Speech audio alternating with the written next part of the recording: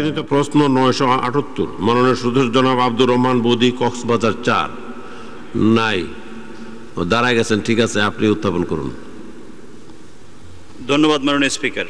আমি মোহাম্মদ শাহরিয়ার আলম, রাজশাহী 6, জনাব আব্দুর রহমান বদি, কক্সবাজার 4-এর পক্ষে তারকা চিহ্নিত প্রশ্ন 978 এই মহান জাতীয় সংসদে উত্থাপন করছি। ধন্যবাদ মাননীয় সদস্য। মাননীয় মন্ত্রী ডক্টর আফম রুহুল হক। ধন্যবাদ মাননীয় স্পিকার। কক্সবাজার জেলার টেকনাফ উপজেলার বাহারছড়া ইউনিয়নে 1991 সালে একটি ইউনিয়ন স্বাস্থ্য ও পরিবার কল্যাণ কেন্দ্র নির্মিত হয়েছে। তাছাড়া টেকনাফ উপজেলার স্বাস্থ্য কমপ্লেক্সের মাধ্যমে উক্ত উপজেলাবাসী স্বাস্থ্যসেবা পেয়ে থাকে। এমত অবস্থায় টেকনাফ বাহারছড়া ইউনিয়নের একটি হাসপাতাল নির্মাণ করিবার পরিকল্পনা সরকারের আপাতত নেই, কিন্তু কমিউনিটি ক্লিনিক ও অন্যান্য স্বাস্থ্যসেবার মাধ্যমে সেখানে এলাকার মানুষ স্বাস্থ্যসেবা পেয়ে থাকবেন। ধন্যবাদ মাননীয় স্পিকার। ধন্যবাদ মাননীয় মন্ত্রী। মাননীয় সদস্য সম্পূরক। ধন্যবাদ মাননীয় স্পিকার।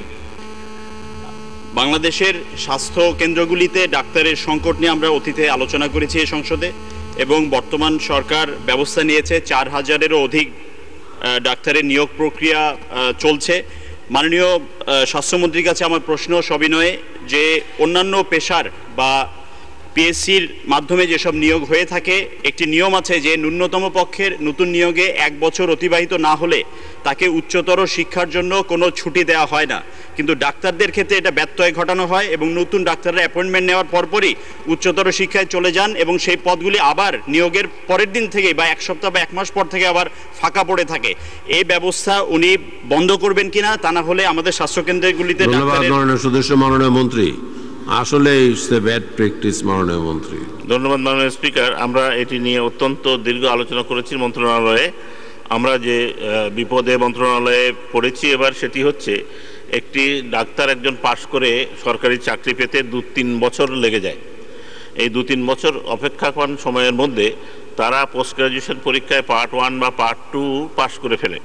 এবার আমাদের যে মন্ত্রণালয়ে যে ডাক্তাররা 27তম বিসিএস-এর মধ্যে চাকরি পেয়েছিলেন, তার মধ্যে প্রায় 100-এরও বেশি ডাক্তার এই পার্ট 1 পার্ট 2 বা পার্ট 1 পার্ট 2 কোর্স পাশ করে বসে থাকায় আমরা অত্যন্ত বিবেচনা করে আমরা মনে করেছি, যদি যারা পোস্ট গ্রাজুয়েশন করেছেন, যারা একটা পার্ট করেছেন বা অন্য পার্টের অর্ধেক করে বসে আছেন, তাদের যদি আমরা পড়তে না দিই তাহলে আমার মনে হয় তাদের প্রতি অবিচার হবে।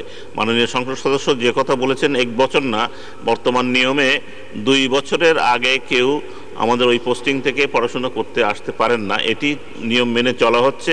ব্যত্যয় ঘটানো হয়েছে খালি ওই কয়জনের ভিত্তিতে 100-এরও কিছু বেশি ডাক্তার, তারা যেহেতু একটি পার্ট পাশ করে বসেছিল বা কোর্সের অর্ধেক করে বসেছিল, তাদের ক্ষেত্রে একটু আমরা সদয় হয়েছি তাদের ভবিষ্যৎ বিবেচনা করে। ধন্যবাদ মাননীয় স্পিকার।